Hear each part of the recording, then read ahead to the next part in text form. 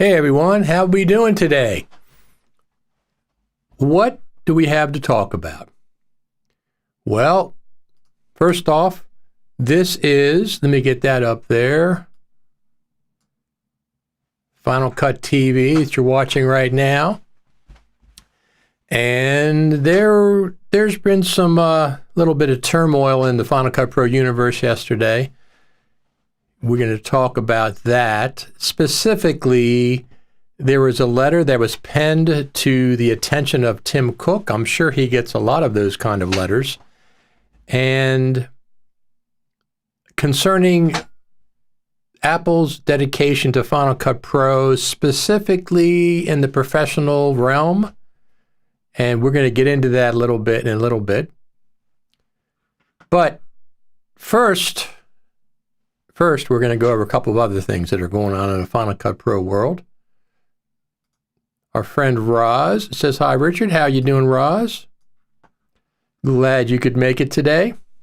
Of course, I'm getting ready to get to NAB, which I'm pretty excited about. Finally, get back to one of these things in person, one of these events, one of these major. This is NAB is the biggest professional video event in the world every year. It's the biggest.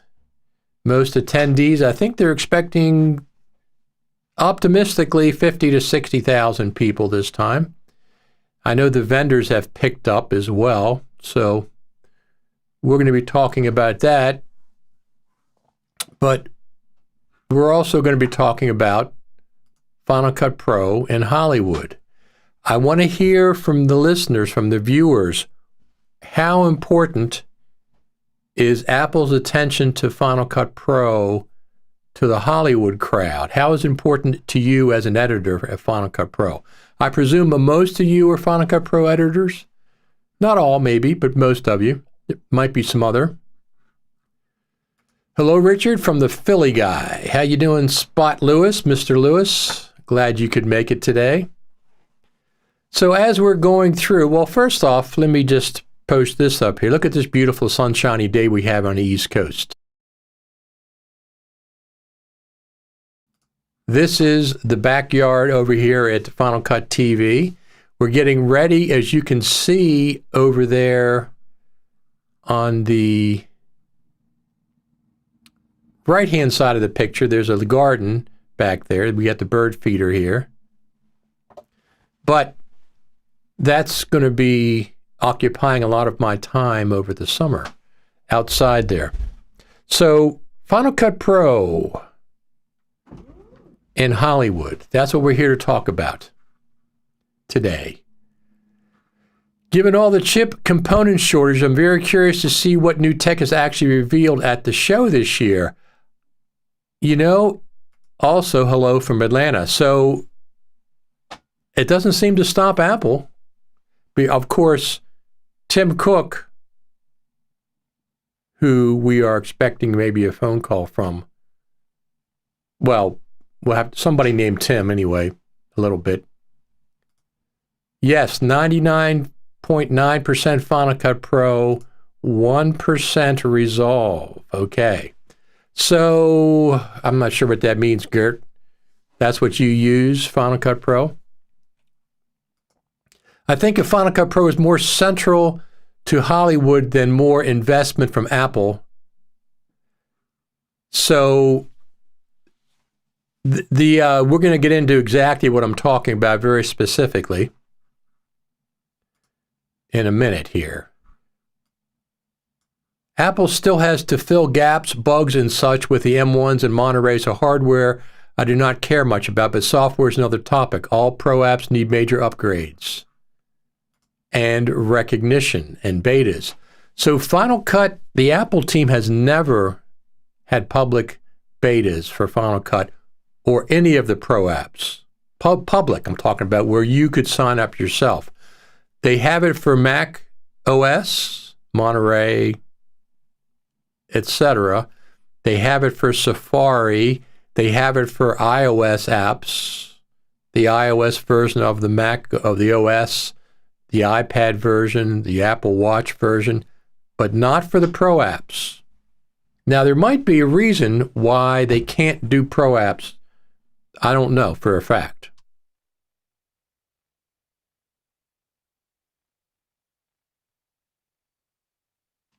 That's another discussion. That's part of this discussion about Final Cut Pro in Hollywood. This discussion has come up multiple times. It comes up every 6 months or once a year. It comes up. Yesterday, our friend Alex Gallner penned a letter, and our also other friend Scott Simmons, who might be on the show in a little while. over at Pro Video Coalition, they penned a letter for the attention of Tim Cook. To the attention of Tim Cook. Here we go. Let's do this. Let's do this.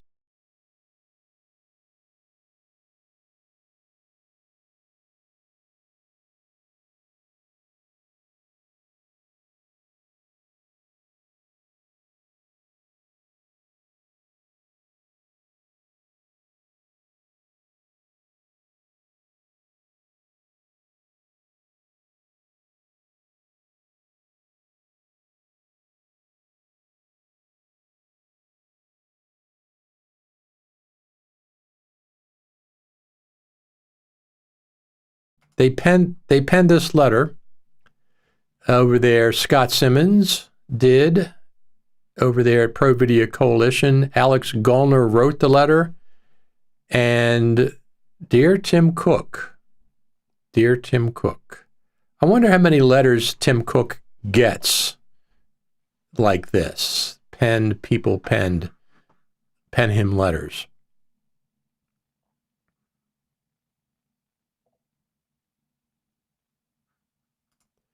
Gert says, yes, I have used Final Cut Pro for all my videos. Resolve I only use once until now.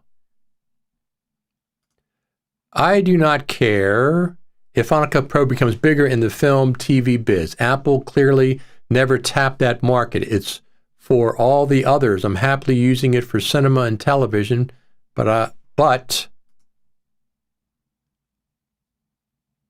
I can, but it's not a priority, okay?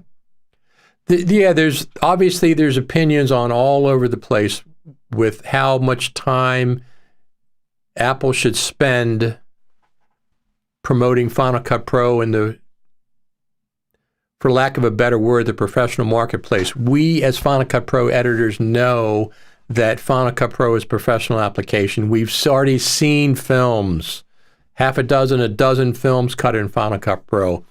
I think what the Final Cut Pro, the people that signed this petition so far, are talking about is it's hard to get Final Cut Pro used in a professional field, Hollywood, Netflix, television.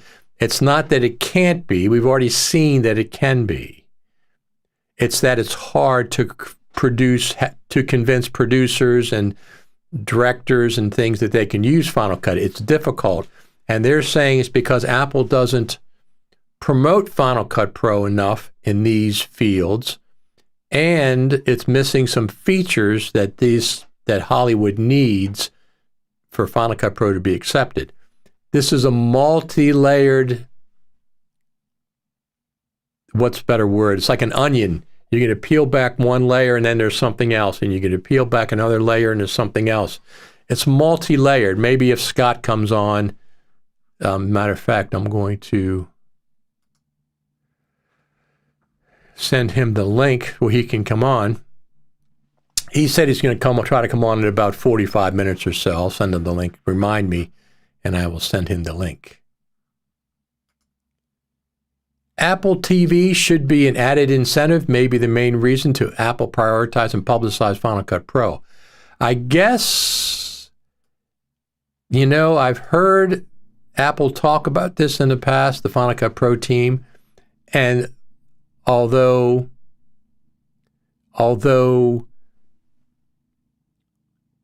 Hollywood is they're certainly interested in Hollywood, it's not the only thing that they're interested in.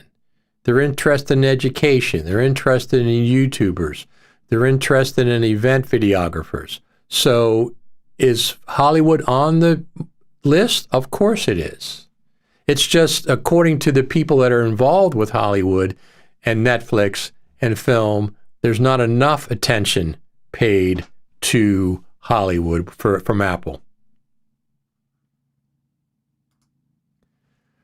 It's sad that you can't use Final Cut Pro to work for Netflix because it's not considered a standard for the company. That's an odd one. That one specifically is an odd one.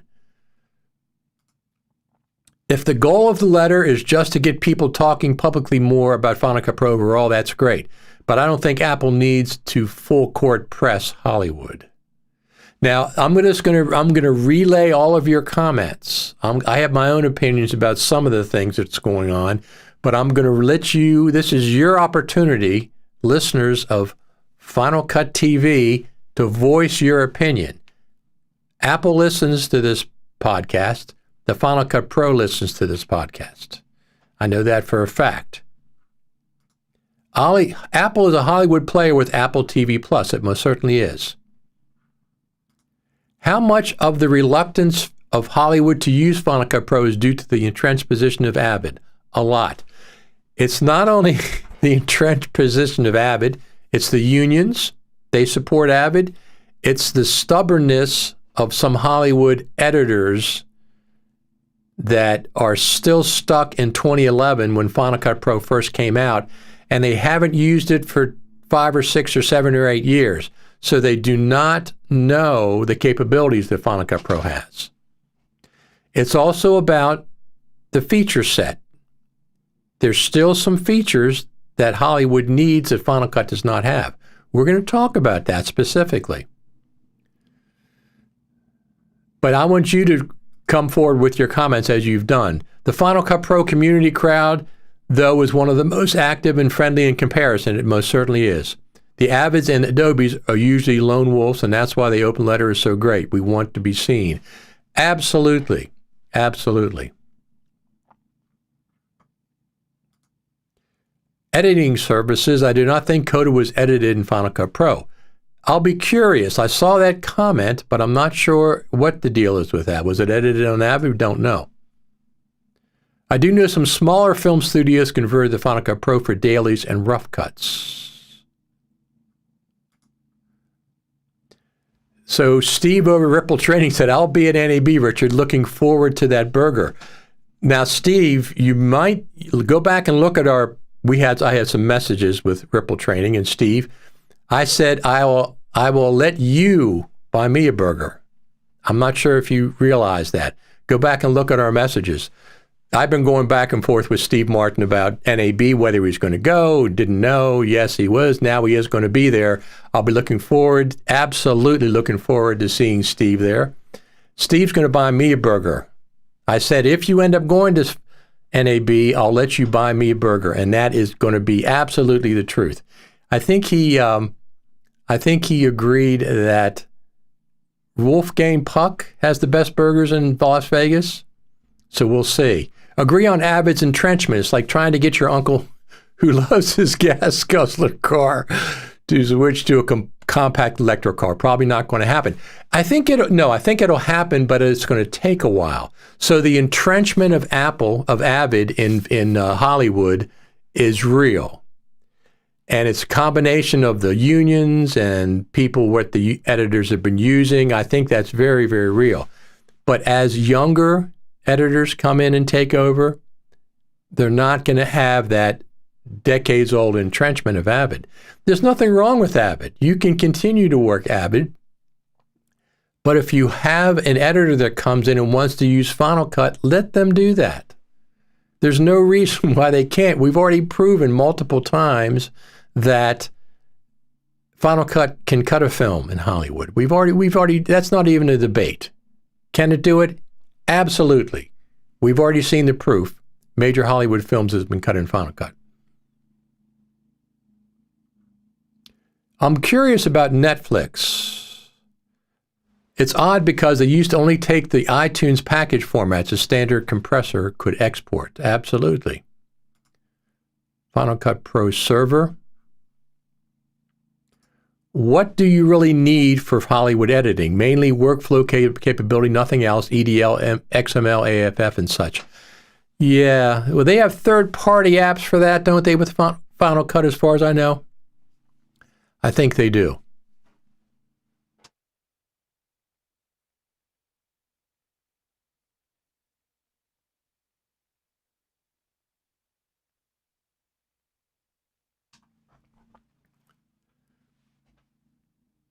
So this is the backyard, a beautiful spring day. It is 55 degrees on the east coast of the good old USA. So, let's see. Let me go over here. Well, first off, look. Do we have a bug fix coming for Final Cut Pro? I've heard about, what is that doing there? I've heard about the problem with drag and dropping transitions to the secondary to a clip that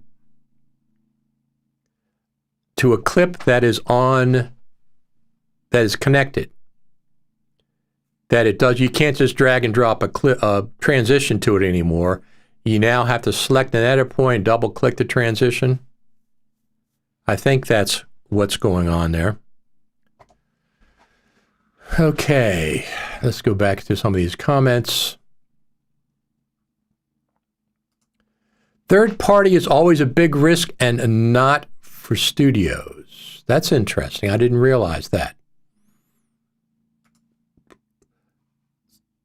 Scott Dodson, I think a big issue is the collaboration need in major productions, need to share the same library, sound, music. Yes, collaboration is absolutely one of those things that Hollywood needs. I understand it as a Final Cut Pro editor. I don't know why the Final Cut Pro team hasn't incorporated something after all of these years. They've known about it. So when you're talking about Hollywood, there's multiple facets to it. One of them is features that Hollywood needs. Collaboration is one of those features. Collaboration would benefit all Final Cut Pro users. Now, anybody that knows me knows that I want more features in Final Cut. The last 3 or 4 years has been very, very slow, almost glacial in the amount of features that have been added to Final Cut. It's frustrating for users. Hollywood needs some of those features. Some of those features that Hollywood needs will benefit everybody. Collaboration is one. It doesn't seem to me that the Final Cut Pro team / Apple, they should be working on this. They should have a solution that's better than what Avid has. That's one of the things. So, absolutely. Final Cut Pro has changed my life, and I certainly am hopeful of others being less discriminatory about such amazing NLE, and Apple as well. Yes, it does. Listen, they're entrenched. Hollywood is entrenched. We know that. That's one of the issues. That's one of the things we have to peel back.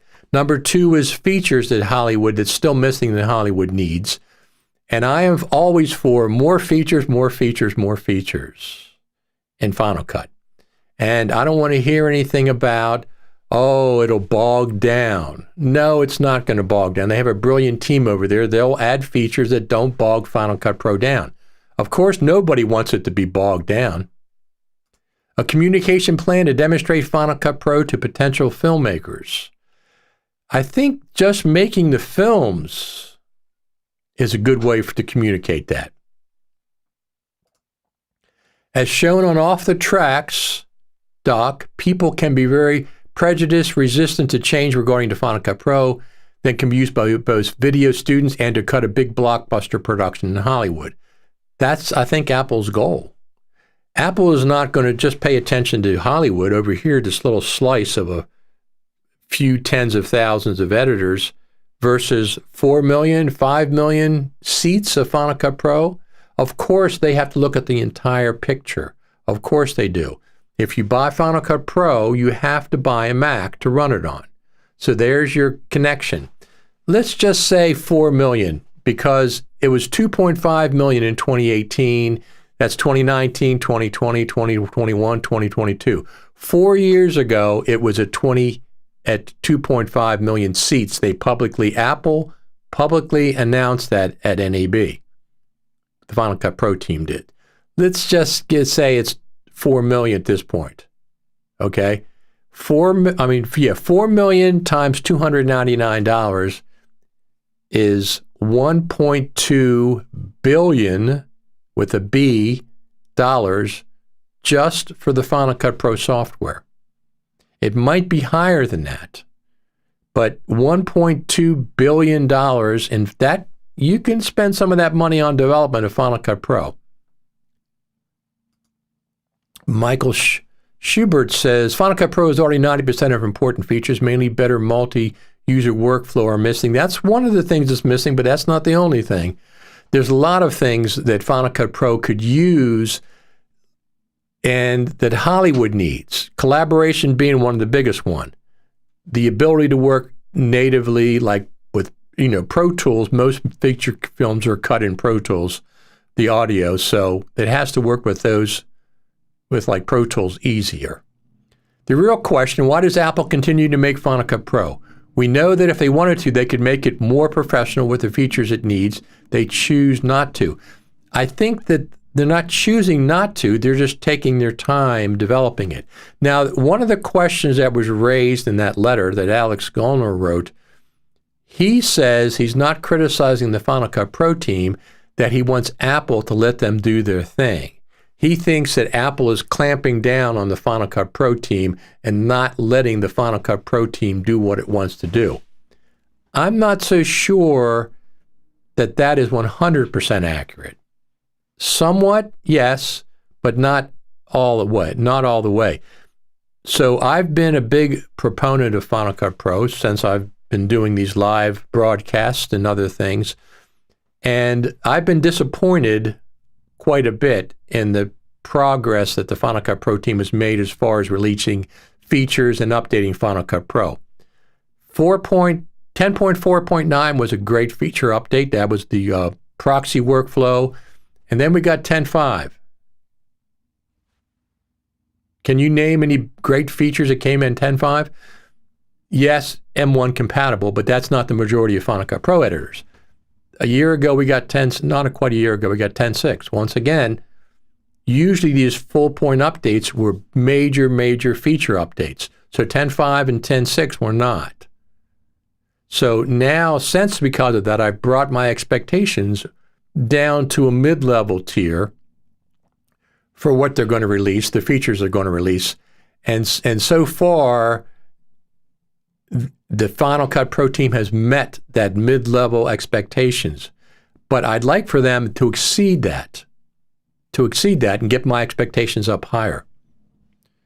I mean, listen, Grant Petty just came out with Resolve 18 beta and all this other cloud collaboration setup that he has, these hardware, software combination. You mean to tell me that Grant Petty can solve the issues in collaboration in the cloud and others, and Apple can't? I don't believe that. I don't believe that. All the resources that Apple has, they can't solve collaboration with Final Cut. I don't believe that Grant Petty can and that Apple can't. I think that Apple absolutely can. They have more resources than anybody in the world, except for maybe Elon Musk. I don't know. That he's also a multi-billionaire. Yes, they always kept it in a certain corner. That's interesting. Maybe they feel they can be more flexible and improve quicker without the big players, which need about absolute reliability and conservatism. Well, I think there's room for, you don't have to, if Final Cut Pro is accepted more in Hollywood, you don't have to get rid of Avid, or you don't have to get rid of Premiere. Final Cut Pro just has to have a fair chance, not being,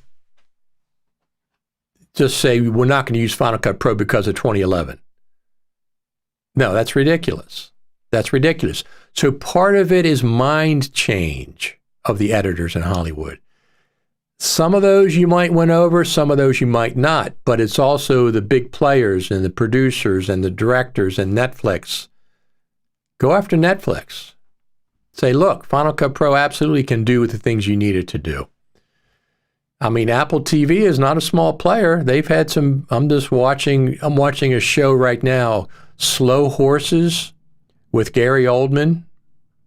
Brilliant. I've watched a couple of other Apple TV exclusive productions, and it's brilliant. I don't know if are they cut in Final Cut? I don't know. I don't think that Apple should make a producer, but I don't think that Hollywood should restrict that Final Cut can't be there. We've already seen that it can multiple times.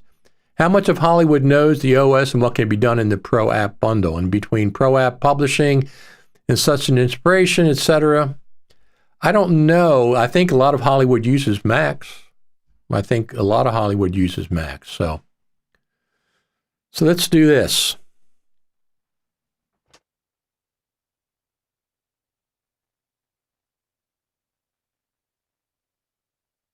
Because of the transition issue with connected clips in Final Cut, there's a problem there. I think we're going to see 10.6.3 bug fix fairly quickly. What do you think? What do you think? So let's go over here.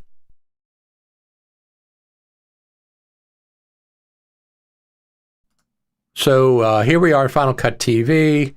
I'm going to Hollywood. That's what we're here to discuss. What does Apple have in store for video professionals in 2022? Good question. Probably 10.7, right? Final Cut Pro 10.7 in the fall when they introduce the new M1 Max. Here's our friend Alex Gallner, an open letter to Tim Cook about Final Cut Pro signed by editors and post-production pros around the world. Over 100 industry professionals call for Apple to publicly stand by the use of Final Cut Pro in TV and film. Okay. So here's what, these are public comments from Twitter. Shane Ross, Apple doesn't care about the film TV market. It's small. They have a much bigger market with corporate YouTube Reality Plus and are catering to their needs. They have had 11 plus years to try to win their way back to film TV, made barely a dent, and seems to have given up. So I don't think they have to win Hollywood in film. I think they just need to be able to compete on a level playing field and not have bigoted editors saying you can't use Final Cut, producers saying you can't use Final Cut, Netflix saying you can't use Final Cut. We've already seen that Final Cut can do Hollywood films. So that's ridiculous that they think that it can't. All that said, it would be give me batch syncing sound to picture. I don't want much more, so frustrating. So the idea that Final Cut can't do a film is ridiculous. It can do a film. We've already seen that happen. So I don't think they have to win their way back. I think they have to just have a level playing field. Alex says, I'm sure many folks in TV and films agree with you. That's why I'm looking forward to see if there's a response to this. Response from Tim Cook. I'll wager it'll fall on deaf ears, or they'll make some half-hearted effort. I mean, they did have much outreach early on, et cetera, et cetera. Losing money on Apple TV Plus is a strategy to sell more hardware. Throwing money at Final Cut Pro is not going to sell more hardware, as most of the people who could be convinced to switch are already on Apple hardware. That's an interesting comment. Once again, these comments are from other people. I'm not saying that I agree with them, but I want to present them. Final Cut is a triumph from editing software. I mean, everyone that works on it should be proud of what they make. That does not mean it makes any sense for Apple to dump money trying to win the film and TV market. They already have most of the market. Most of that market. I'm not sure if they have most of it, but that's an interesting comment. Does Hollywood like cutting off its nose to spite its face? Well, they're entrenched in Avid, and part of that's the union, part of that's the editors. So do they cut off nose to spite their face? Can they cut films in Avid? Of course they can. They use Apple to do other products instead of Apple's own. Is just exFAT that they like? No, I don't think that's what it is. exFAT is one thing that they need, but I don't think that's what it is. The only thing. I think Yes, part of that is the entrenchment of Avid. Part of that is the entrenchment. Part of that is the entrenchment. Let me just go back over here a second. Real quick, there's a couple birds there.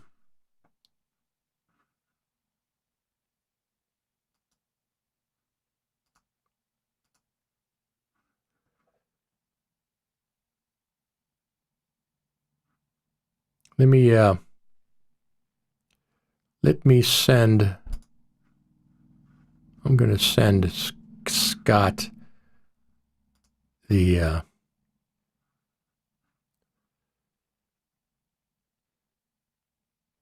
link to log in.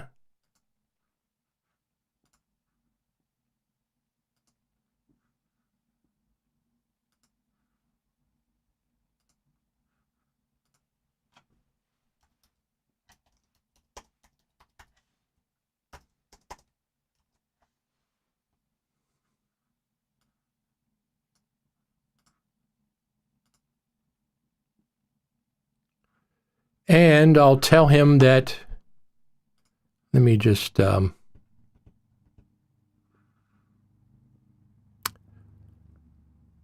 am just, oh, look, somebody's out there. Somebody's out.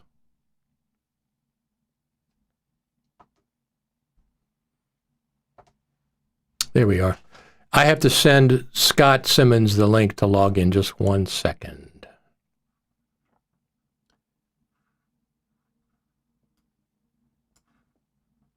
1 second here.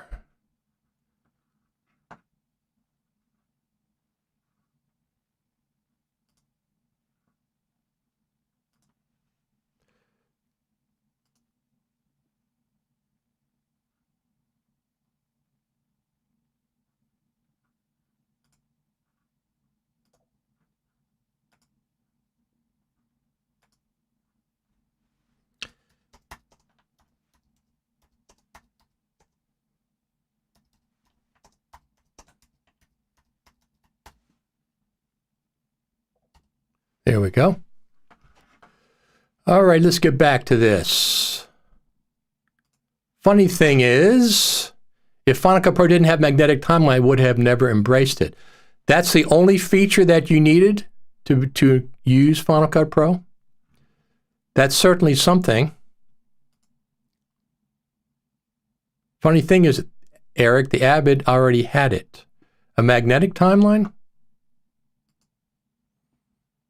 Magnetic timeline was a breakthrough feature underestimated for years. Well, it's a mixed, it's mixed whether people like it or not. Some people do, some people do not.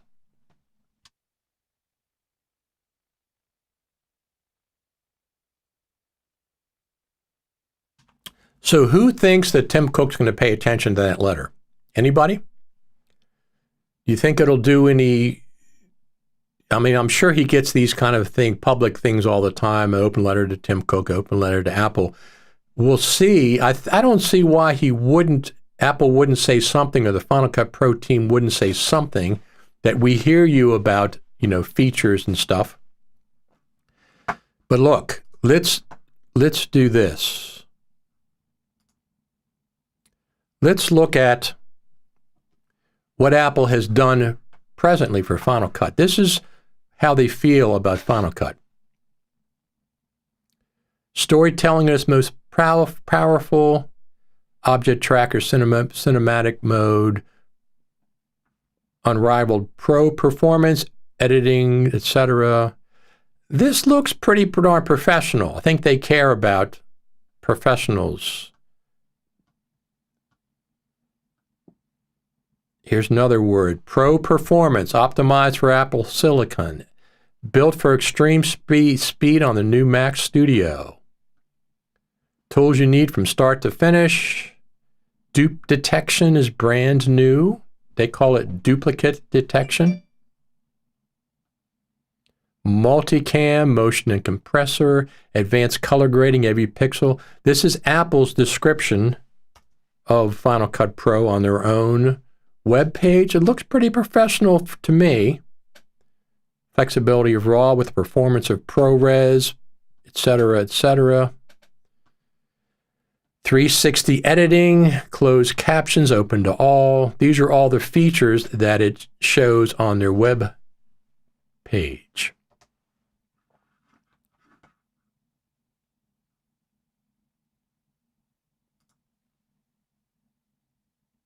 Yes, in 1990, the app had one feature, something like a magnetic timeline. Hold the P key. That's correct. Position tool. On Tim Cook, we can talk about the bottom and most comment on the open letter. It touches many interesting points about this. Let's go there and see. Look at that. Now let's go back. Let's look at the bottom comment. We hope you will encourage our industry to see Final Cut Pro as a professional choice for editors of future award-winning shows and movies, and for millions more editors all over the world. So that's a very good comment. It's wonderful that Apple Plus has become the first streaming platform to have a Best Picture Oscar winner with Coda, but it's disappointing to know that Final Cut Pro is unlikely to have been a possible choice as the film's editing app. So I don't want Apple to do the same thing that some of Hollywood does, and restrict the choice of NLE. They should choose their editor and let their editor decide what NLE he wants to use or she wants to use. I do. Cook will read it and something will be made from it, but Apple knows a heck of a lot too. Yes, they do. The comment. Okay, let's go look at the comment. Comment.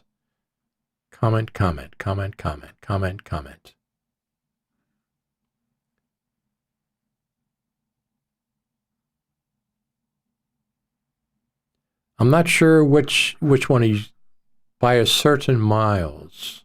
Use your comments by a certain miles. Well, I don't have that one available. Let me see. Sign petition. Certain miles. Let me see if I can find it for you. I don't have that.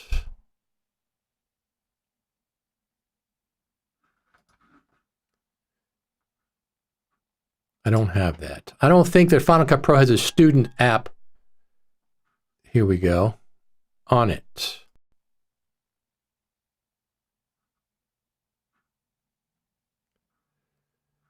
Scott, can you hear me? Guest is in green room. Assign. Guest 1.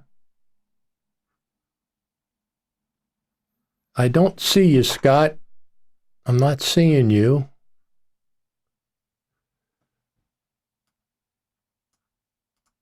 All it says is guest is in green room.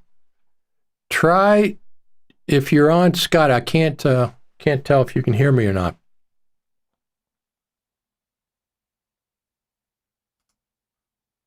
Scott, let me see if I can pull him up. I don't think Scott Simmons has muted themselves. I don't see you, Scott. See if log out and log back in. Maybe try a different browser. This is sometimes that's an issue.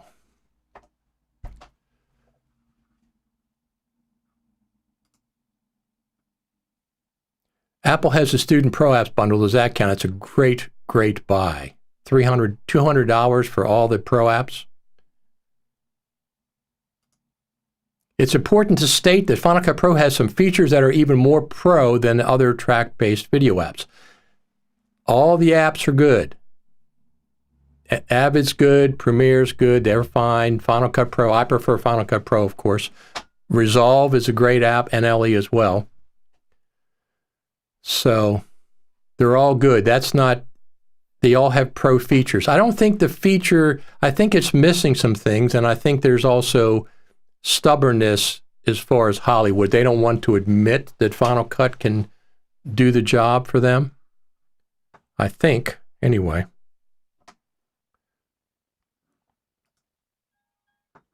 Let's try this again. There we go. Second assigned, guess one.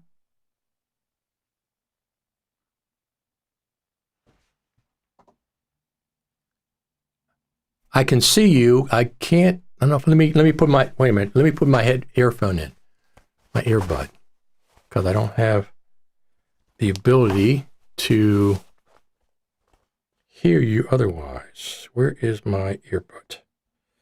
Earbud. I am kind of set up. Let me just put this back and plug this thing in to my earbud. Let's see if I can hear you. Check one. Talk now, Scott. I can't. Let me see. Why can't I hear you? Oh, I know why. Try it now. I can hear me. There we go. There we go. Can you hear me? Yes, I can hear you now. Hold on. I'm going to turn that off. Now I can hear you. There we go. Hear you That's fine. better right there. Oh, wait a minute. Yeah.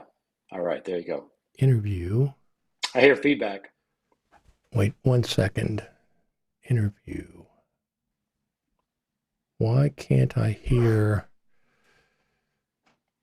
Can you not hear me? Here. I have to switch this around. Oh, you had Try the it now, slide Scott. streaming thing down, man.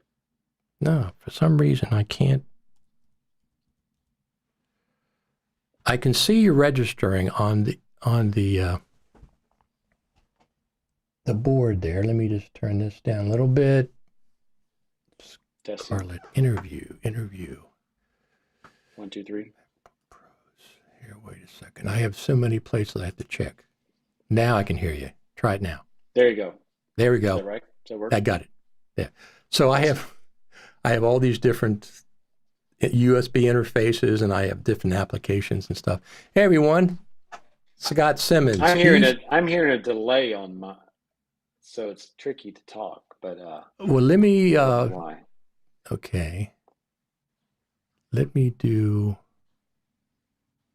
You hearing a delay back to yourself? Yeah.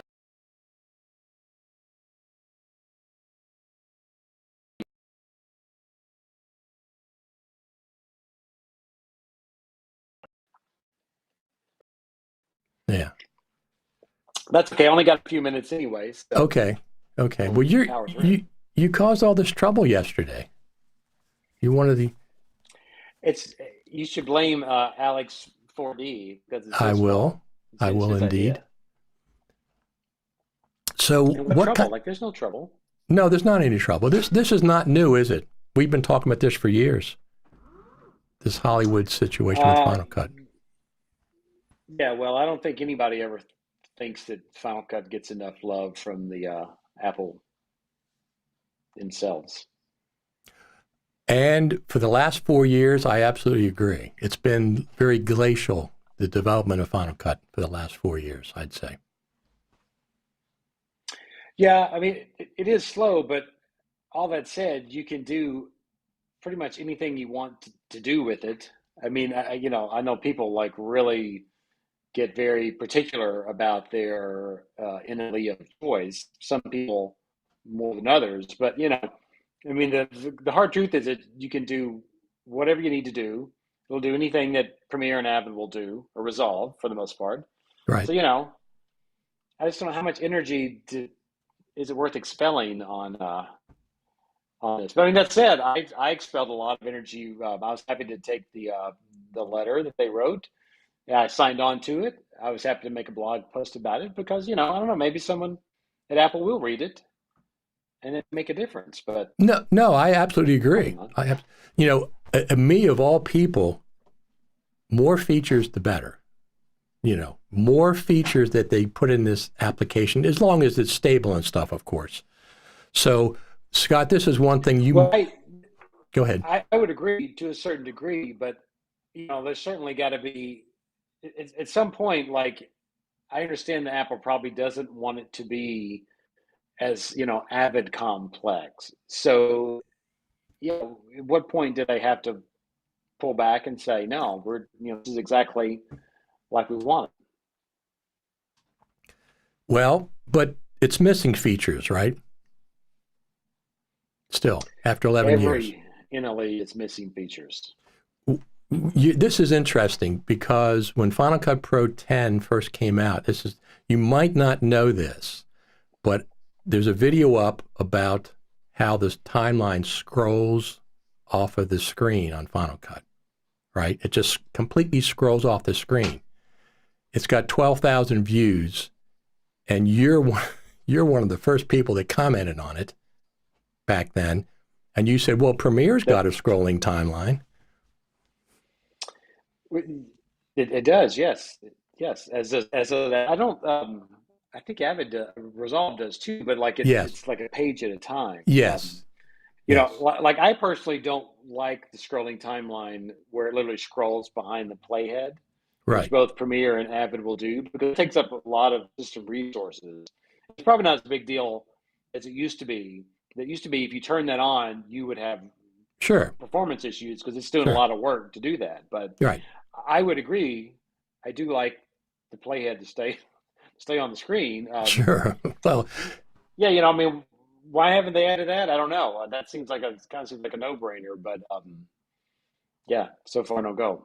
Probably because of the live waveform redrawing. That's probably the reason they can't kind of do both at the same time. They can't scroll it and the live waveform.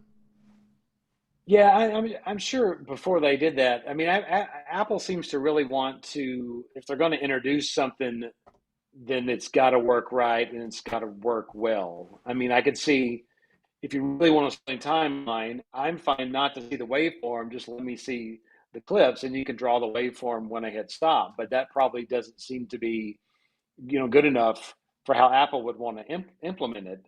So they just haven't. I agree 100%. Let me turn the waveforms off. Let me do the scrolling if I want to. Now, the scrolling for me, when you're doing a short clip, it's not a big deal. But I edit podcasts sometimes they're an hour and a half, 2 hours long. And I can't do it in Final Cut because I'm not going to keep trying to find out where the playhead is. I do it in Logic, and then, the waveforms are all there in the center, and everything's fine. A 2 or 3 minute clip, no problem. 10-minute clip, it's not really that big a deal. But let's be honest. Final Cut was never meant to be an audio editor. Correct. But even if I'm doing a video podcast that's an hour and a half, 2 hours long, so I have video and audio both. It just here's the thing. It makes no sense for the playhead to scroll off the screen. That makes zero sense. Yeah. Page it. You've been fighting that fight for a long time. Since Final Cut Pro 5. Yeah. That's when I first. At what point are you wasting so much energy on that particular feature or screaming about this is missing or that isn't missing? Is it like, I got better ways to spend my time?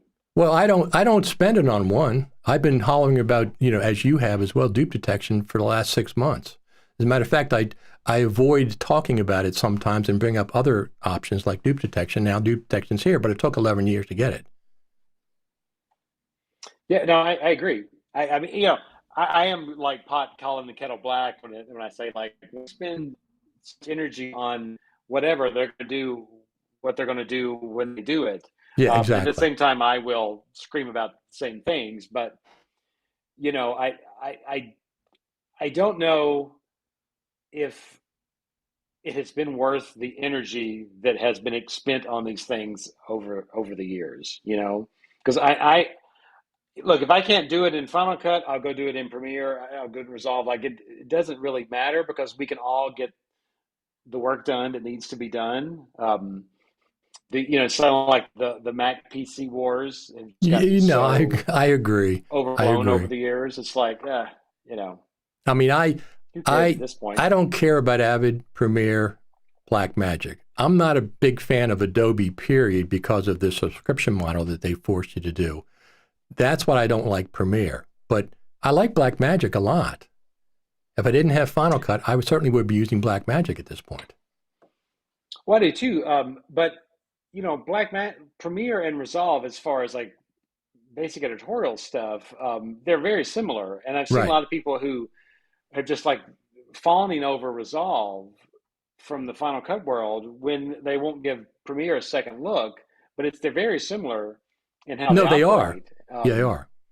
But the subscription, I saw the thing on like Petty's been on a subscription tear of late, I saw that, heard that. which Yeah. it's a valid argument that you have to pay for a subscription monthly if you want to use the product. I mean, Netflix is the same way, unless you're logging in with someone else's login. But what is the value you get for the money that you have to pay? That's how you have to look at it. I can work for an hour and I have enough to pay for my monthly subscription to the Adobe Creative Cloud that has this large swath of tools that no one else can match for less than $80 a month. So what is the value? I get good value from it, so it's worth every penny. No, I mean, absolutely. and But and Adobe doesn't have what Blackmagic and Apple has, which is revenue streams from hardware. So like that's how they make money. So no, how do they? I understand the subscription model, that I have a lot of subscriptions, but the difference is the apps don't stop working if I stop paying. I get frozen at that level. That's what I'm talking about. It's not the subscription itself. It's the fact that when you're 90 years old and want to edit some family videos that maybe you shot before, you can't without paying the subscription model the rest of your entire life. Yeah, the Adobe Creative Cloud is not for that. That's not what it's for. I mean, there are many applications. If you're 90 years old and want to edit family videos, that's what that's for. But that is not the world that Adobe lives in. No, I But, realize. Yeah, I realize. yeah, They should let you use the version of the app that you paid for last. You can't get anything future, but don't say I can't use any of my apps that I have that I've been using all these years. That's the difference, not just the subscription model. That's fine. I have lots of subscriptions, but then none of them yeah. lock me out if I stop paying. Of the I don't future versions, know. yes. I don't know what their specific reasoning for that is. That if you have one version on your system, that you can sort of have that forever. Um, is it like a just their personal decision? Is there some sort of licensing in the technology they use that want that? But for some reason that doesn't bother me. I guess because when I'm done, and I probably never want to go back to that again because I've moved on to, you Sure. know, maybe I've retired or whatever. Right. Now, what about the other thing I keep hearing about? Is like a horror story to try to quit the subscription. If you try to quit in the middle, they'll charge you enormous fees. I hear this all the time. And then when you try, Yeah, I think it depends on how you did the subscription. If you sign up, it's like anything there's a monthly subscription. When you go to sign up, you can often buy a year for a discounted price, but you have to pay for that. But you're paying either one lump sum for the year, so you paid it there, or you're right. paying less per month. So if you agree to a year and you stop after 2 months and you get charged a penalty, that's on you. Like I know people get like I'm about to have to dump Comcast because I just got AT&T fiber, and they're going to charge me a prepayment penalty because I signed a contract for like 2 years for that bundle. That's on me. Um, I've got to suck it up. No, I don't disagree with that. I know what you're saying, but I've heard people that tried to cancel and they still charge their credit card. Just horror stories with trying to work with Adobe. But anyway, let's talk about something else. So Final Cut in Hollywood, it's multiple layers, right? It's number one is some features that Hollywood wants. Collaboration's a big one, right? Did you say it's number one? No, I'm saying it's a big one. Sorry, on feature. Yeah, Yeah, for the Hollywood crowd. I think so. Now, what do you think about what Grant Petty introduced yesterday with with the collaboration and their hardware software combo? Did you see that yet? Yeah, it looks pretty cool. Yeah, it does. I've been trying to buy the Pod Cloud, but they're not out in the distribution channels yet. It's pretty cool stuff. I mean, I think a lot of people who yell about collaboration really don't need it more than they just want it to be there in case Okay. they need it. Um, but I mean, you can collaborate in Final Cut now through PostLab. Right. It's not the same kind of collaboration, but I don't think. Well, let me say this: what Resolve can do and is doing with the collaboration is incredibly amazing. But partly, it feels like it's because they have multiple applications within Resolve. I don't think you can have two people working on the same timeline at once, unless they changed that yesterday. They That said you still has can. Grant said you can now with the new well, software. someone is grading, and then someone is editing. So if you get updates to the grade, I saw there's a little thing in the menu that it'll Exactly. Up in update the right in your timeline. But right. but the tricky thing that no one's been able to been solved, if I'm working on cut one and you're working on cut one, like literally the exact same timeline, and you trim something, delete it out, how does that affect what I was doing? Like that's just a nightmare Sure. waiting to happen. Like all Yeah, absolutely. collaboration seems to be, you know, keep them separate, and then like that's what result or what Adobe does for me with team projects. Like you share, you collect, and it kind of merges, which seems to be how it needs to work, unless you're doing something like doing color on the clip, because you can do the Right. color and then I can update on the clip live while I'm working. But it's it's pretty phenomenal, and I think that workflows are going to be built completely in the Blackmagic world. It's going to be some really amazing, cool stuff, um, because you can do, I mean, everything in there without a doubt. I mean, everything. It's no one else has done that. No, I realize Blackmagic Resolve is just an amazing product. They have, Fusion, and they have the audio mixer in there, and they have of course, Resolve, the DaVinci Resolve coloring, and then they have the editing now, and it's all, you don't have to, shoot XMLs back and forth to go from one to the other. You just switch on a tab and you're there. And then, Yeah. but he does this all the time. He did this last year too. He announces products before NAB, like the week before or the week of. He does his own live stream. He did the same thing, I think, in 2019. So that was interesting. Yeah, it feels like that's sort of like a pandemic change. It's like they built out that studio and they want to use it because it used to be you went to a big press conference and that's when Right. you learn the stuff. So it is a different it's an interesting tactic for sure because their press conferences were always big events. They were Yeah. big deals. And they're Yeah, not doing one this I mean time. AJA did the same thing. They had an event today where they released all their slate of NAB stuff all announced today. Well, I have to go watch that. I have friends over there at AJA. When I was post supervisor at the National Archive, we used to use their products. We had people down there all the time. So, are Yeah, I you don't coming think to? people realize there's a lot of AJA product, but it's a lot of hardware. There's a lot of broadcast stuff. It's not like quite as sexy as Resolve and Blackmagic cameras, but the world would not run as well without AJA. Yes, I used to work for a support company in Baltimore that did post.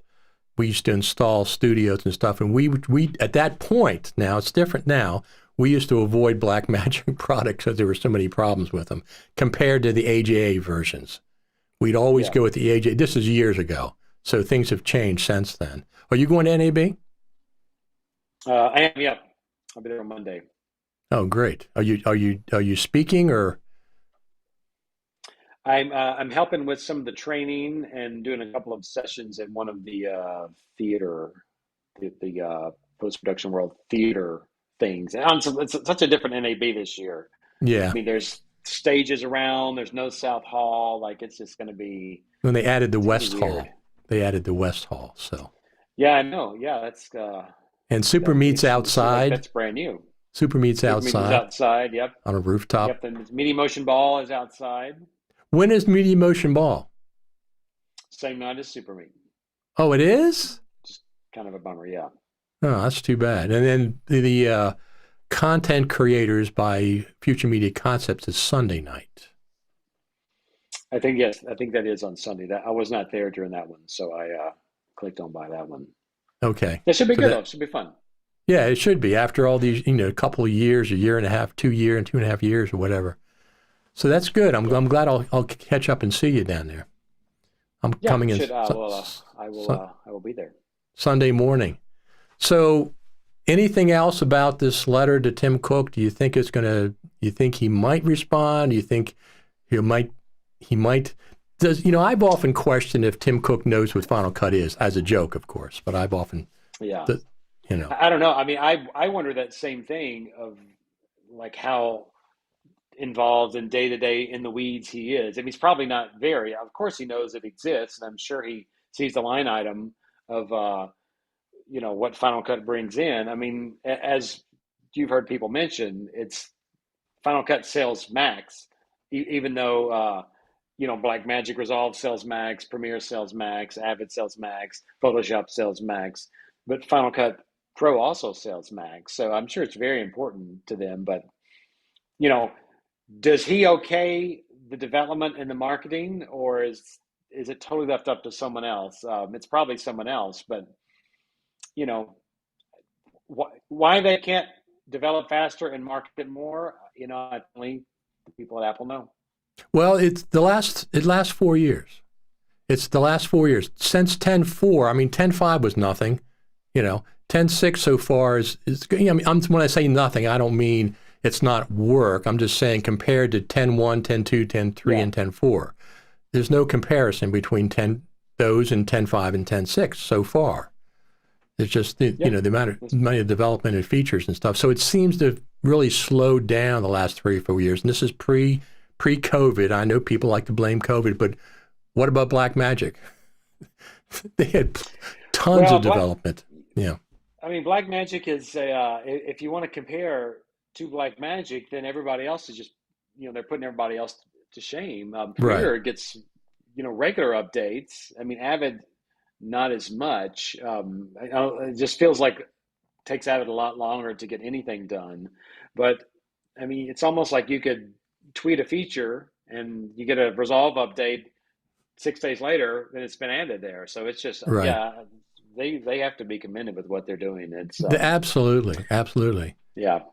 But it seems like it's pretty fantastic. That said, I don't see a lot of creative editorial uptick in Avid. I mean, I think I only have one client that has wanted to. I'm sorry, Resolve, who's wanted to dump Adobe and move over to Resolve. But all of your TV you watch is still pretty much cut on Avid and a little bit of Premiere. Right. The movies are still all Avid and a little bit of Premiere. But perhaps this new stuff will change that. Well, we've had half a dozen movies that were cut in Final Cut, Hollywood movies over the years, right?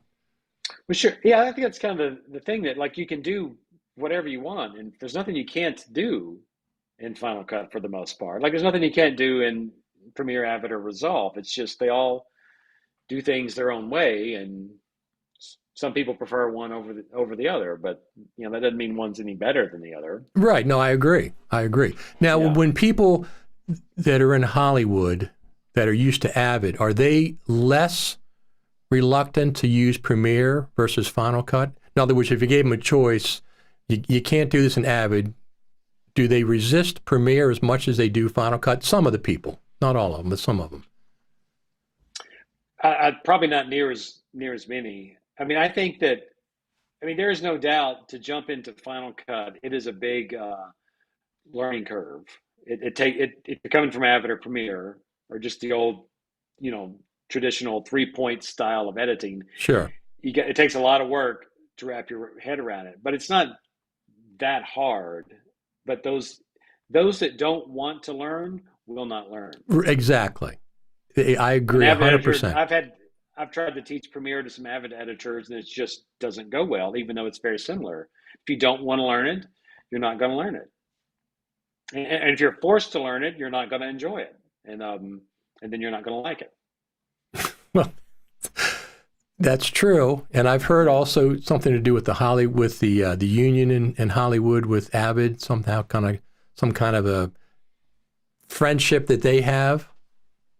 I'm not sure. Yeah, I don't know. I mean, there's no doubt there's some really complex Avid workflows that are built that work really well. And, if you want to monkey around with those, you're monkeying around with seasonal television and some pretty established revenue streams. Not just like for Avid and their servers they make, but like for these companies that rely on that to get these shows out for networks. I mean, Oh, that's not absolutely. something that you No, toy with absolutely. lightly. Yeah. Yeah. But I Absolutely. mean, I'll throw this out. I'll throw one last thought out. I think there are more people than you realize who have tried Final Cut and just don't like how it works. And that's I mean, legitimate. That's legitimate. That's yeah. fine. I know there's some Final Cut users out there who just can't fathom the fact that someone like the magnetic timeline and the way you organize stuff. But I'm going to say there's a lot of people who've tried it, given it the good old college try, and they said, you know what? It's not for me. And I would say there's probably more of those out there than you realize who just said, you know what? This is not my cup of tea. Well, that's fine. I mean, that's completely fine if they've actually made a serious effort to try Final Cut and they don't like it. That's completely fine. But make sure they've tried it in the last year or so, not from 2011. Yeah, but even from launch, you could tell if you're a seasoned editor who's been doing it, and kind of you know what to look for. You know how to edit. You know what you need to do Sure. to get the story in the timeline.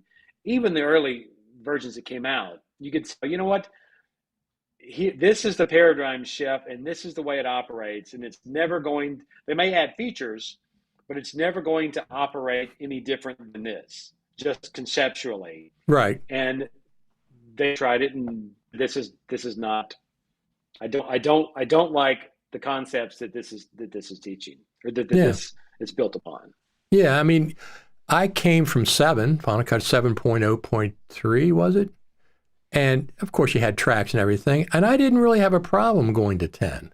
I mean, I used both for a year or two. Most of my projects were on 7, so I kept them on 7. Anything big I kept on 7, but I kept working toward 10, and I didn't really have, not that much. I didn't have that much of a problem. But also, I worked on Avid at the time too, and Premiere a little bit, so. Yeah, I'm the same way. I don't mind jump between. I don't find, like I said, there's advantages, to one over the other, depending on what you're doing and how you want to do it. So on the one hand, it's kind of like, whatever. And argument's always been, I'm a freelance editor, so whatever I'm paid to use, I'm going to use. I'm not going to turn down work because I don't want to learn a particular tool. But all that said, like I said, there are people who have tried it, and it's just not their thing. No, I completely understand that. Now, tell me this: what if you're doing your own project? What NLE do you use? If you have your choice, it depends a little bit on the job. I mean, my market has become very Premiere driven, and I still think, I mean, Premiere is so customizable in so many different ways. Like, you can tailor it to kind of anything that you want to do. That said, I have some jobs that are Final Cut based because it's most important to take gigantic mounds of media and quickly organize it and get something out the door. And that's, I did a corporate conference a couple weeks ago, and it was exactly it.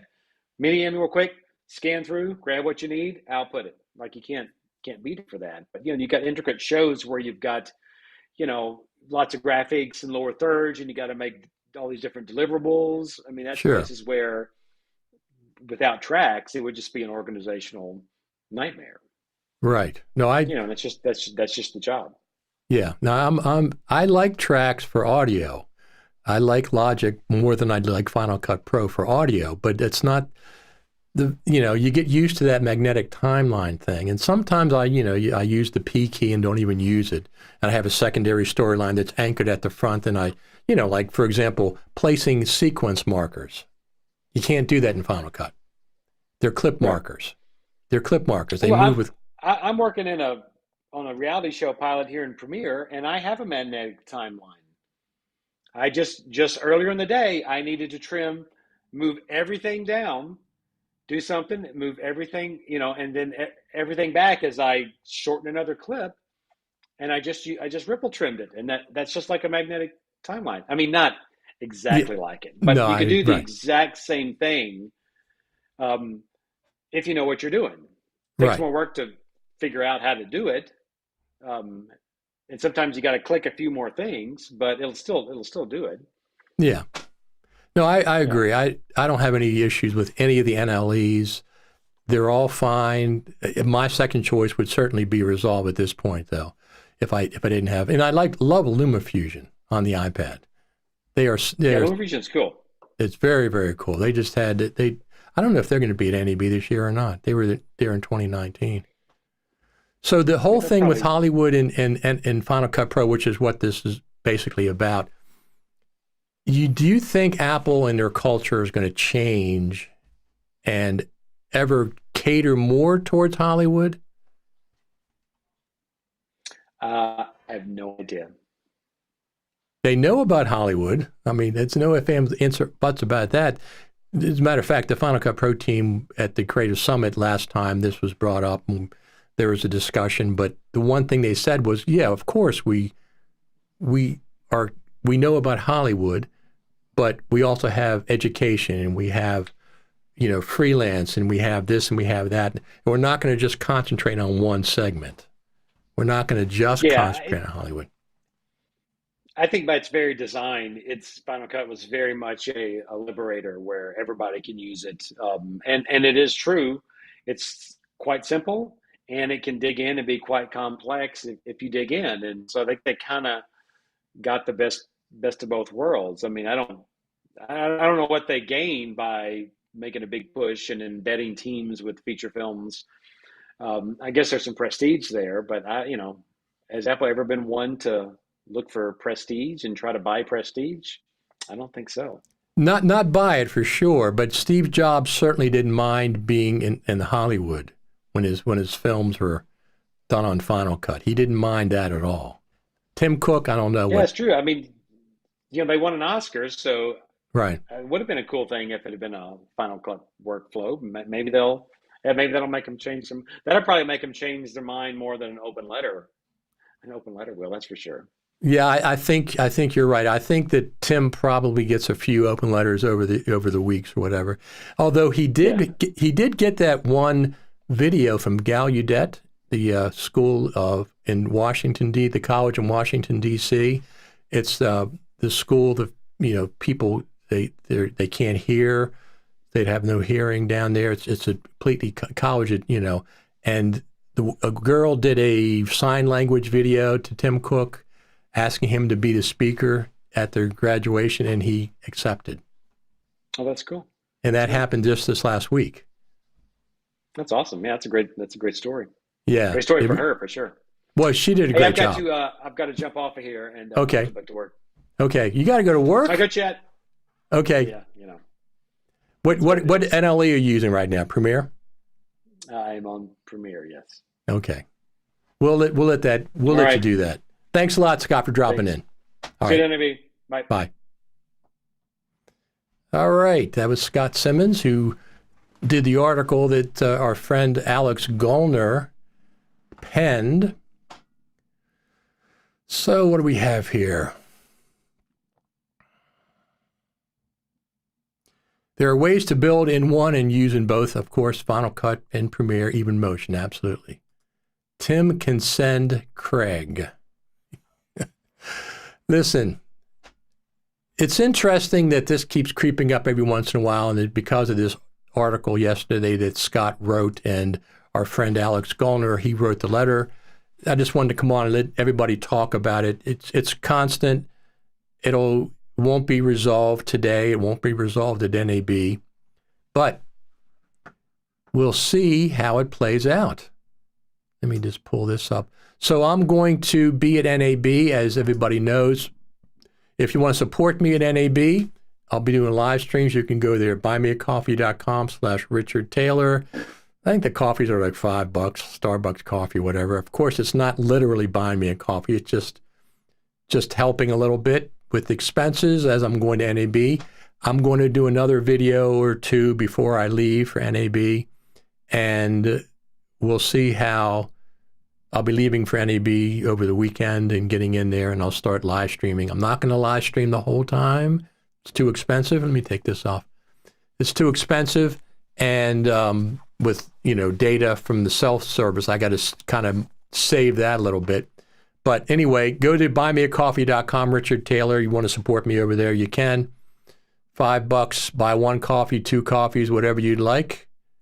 And anyway, I'm going to get out of here for today. I want to thank Scott Simmons for coming on, and I will talk to everybody later. Subscribe over there at YouTube if you want to follow along for my trip to NAB. I will be looking for Final Cut Pro stuff. I will be stopping at Blackmagic and a bunch of other places. Absolutely. Digital Anarchy, I'll be visiting them for sure. Thanks.